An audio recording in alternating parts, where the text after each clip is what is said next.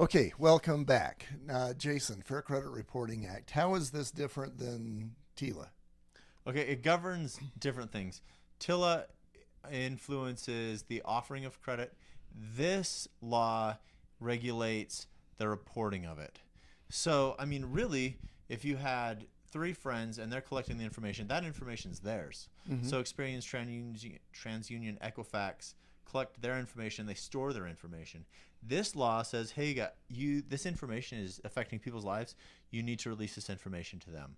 Just like photographs are the property of the person who took them, not of the person they are took of. Anybody can take a picture of me and they own that picture.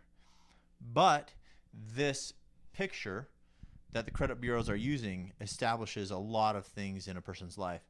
So the federal government said, hey guys, you got to make the people aware of the information you're using that's influencing their lives. Yeah, I like the comparison with a photograph.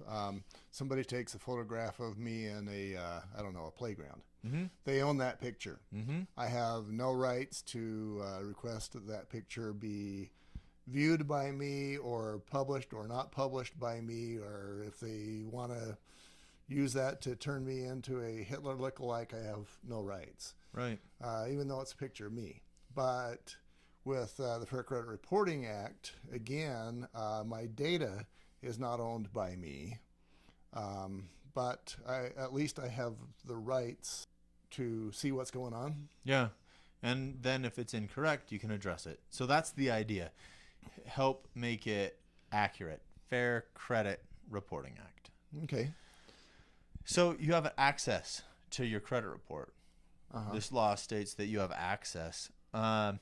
Once a year, you can get a copy of your credit report, and it's free. Uh-huh. You know, there are some services. There's freecreditreport.com.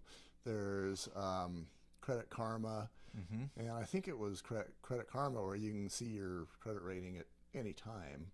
How does that interface with the law that says you have access to it? It's once and only once, according to the government. Right? Well, the Fair Credit Reporting Act says that you have access to it once a year from each of the bureaus. So if you go to annualcreditreport.com, Mm-hmm. which is the FCRA's law site, Mm-hmm. you can get a copy of your report once a year, or you can pull it like from each bureau once every 4 months, so you could see it 3 times a year. Try and keep a closer eye on it for free. Mm-hmm. But that's how it works under the Fair Credit Reporting Act. Okay. All right. What else do we need to know about this law? This law prohibits unauthorized people from pulling your credit. So, for instance, I can pull a mortgage rating for someone who's applying for a mortgage. I have the capability to pull credit for anyone I have the information for. But if they're not applying for a mortgage loan, I'm not authorized to do so. So I couldn't check my own credit just because I feel like it. Okay.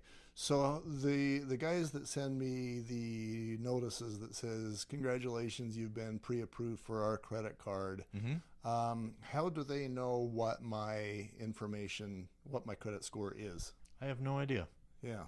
Okay. Maybe they're guessing. They could. One thing you can do, and it'll actually raise your credit score, is you can opt out. And this is actually an action of the Fair Credit Reporting Act. So you can opt out of unsolicited credit cards. And there's a phone number, 1-888-5-OPT-OUT. In number form, it's 1-888-568-8688. Mm-hmm. So by doing that, you typically actually raise your credit score a little bit because you're not going to be getting offers for new credit. But Okay. That I'm sure that could be helpful if you've got clients that, especially if you've got a couple of months to work with them, and you let them know that, you know, they'll get what, maybe a bonus 5 points in their credit rating. a little bit, depending on everything else that's going on. Yeah. Okay. Well, another way for you to be the hero. Right. So something else the Fair Credit Reporting Act does is it helps accurate reporting.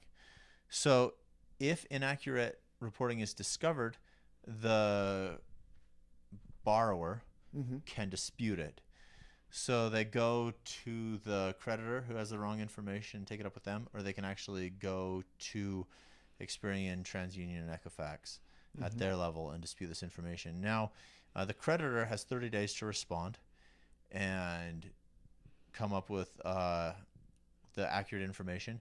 And if the borrower still thinks that it's inaccurate, they can have their credit report notated with the information they'd like.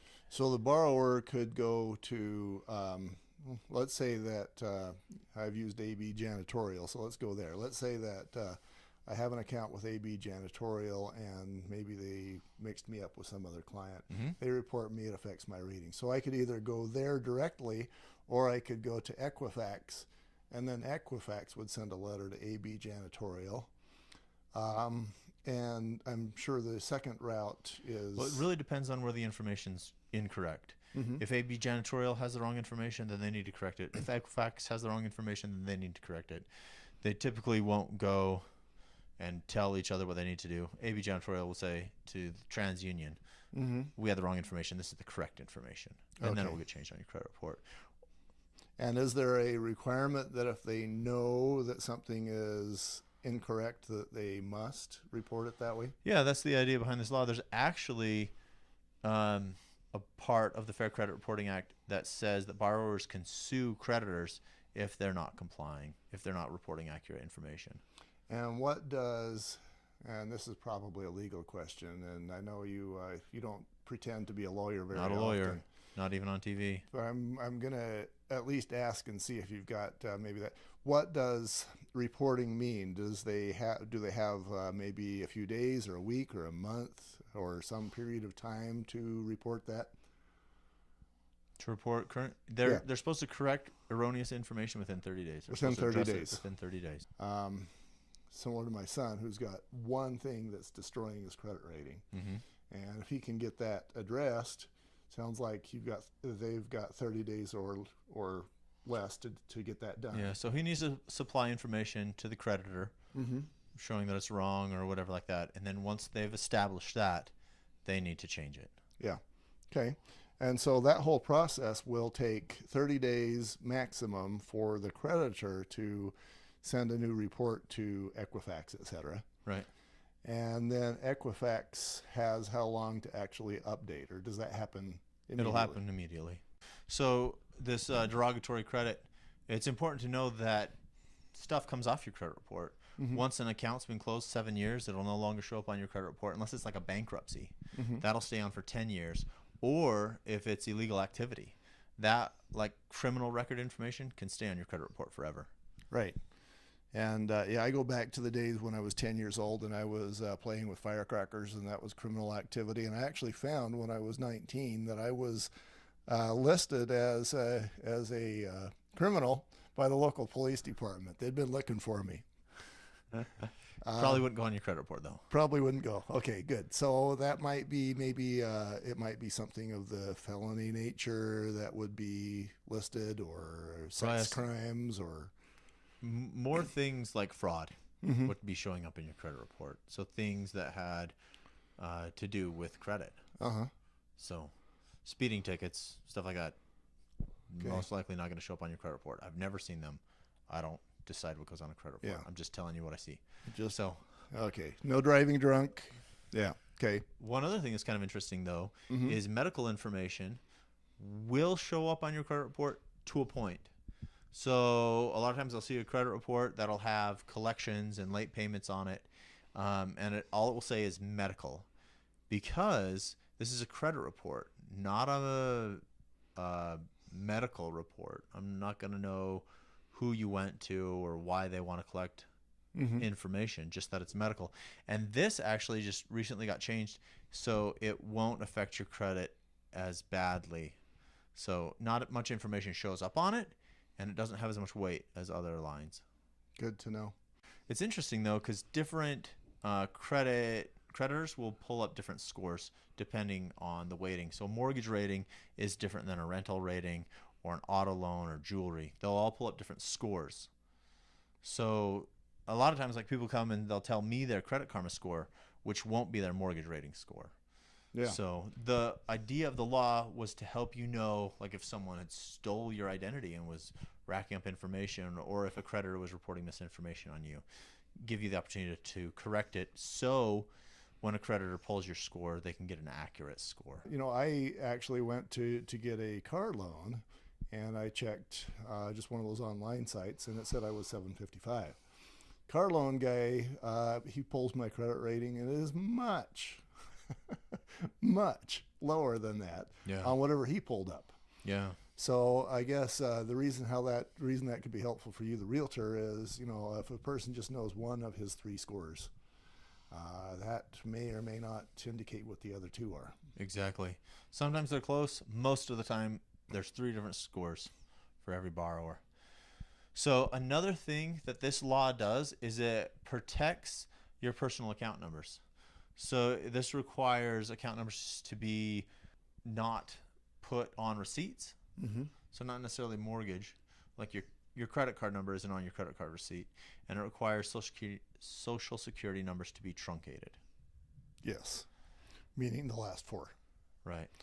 With this law, you're going to receive notification of any negative impact on your score. Mm-hmm. So you should receive late payment notices. This is going to affect your credit. And also when your credit report is used against you, when your scores are used against you. So if I have an applicant for a mortgage loan and I turn them down because of their credit scores, I have to tell them why, and then I also give them information to contact the credit bureaus so they can dispute it with them. That's part of the law. And then you can request your scores, but a lot of times you have to pay for it. So that is part of this law. And Fair Credit Billing Act. That's up next. That's up next. We'll be right back.